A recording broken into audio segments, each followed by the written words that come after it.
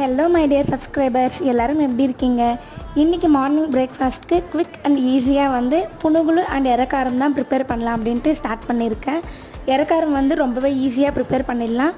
தேவையான அளவுக்கு கொஞ்சமாக வெங்காயம், தக்காளி, அது கூடவே கொஞ்சமாக பூண்டு, காரத்துக்கு தகுந்த மாதிரி காஞ்ச மிளகா, உப்பு சேர்த்துக்கிட்டு மிக்சர் ஜாரில் நல்லா கிரைண்ட் பண்ணிக்கோங்க. அதுக்கப்புறம் எப்பயும் போல் தாளிச்சிட்டு நீங்கள் சைடில் அதை எடுத்து வச்சுக்கோங்க. இன்றைக்கி ஆந்திரா ஸ்டைல் புனுகுலு தான் நான் ரெடி பண்ணிகிட்டு இருக்கேன். நம்ம வீட்டில் இருக்க இட்லி மாவு, தோசை மாவில் புனுகுலு ரொம்பவே ஈஸியாக ப்ரிப்பேர் பண்ணிடலாம். நம்ம இட்லி மாவில் கொஞ்சமாக சோடா மாவு, உப்பு, வெங்காயம், பச்சை மிளகா, கருவேப்பிலை இதெல்லாம் சேர்த்து நல்லா மிக்ஸ் பண்ணிக்கோங்க.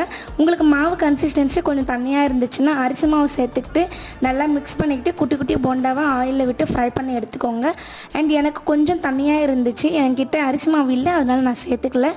போண்டா செஞ்சது போக மீதி இருக்கிற மாவில் நான் தோசை தான் சுட்டு எடுத்துக்கிட்டேன். ரொம்பவே டேஸ்ட் சூப்பராக இருந்துச்சு. நீங்களும் கண்டிப்பாக ட்ரை பண்ணுங்கள்.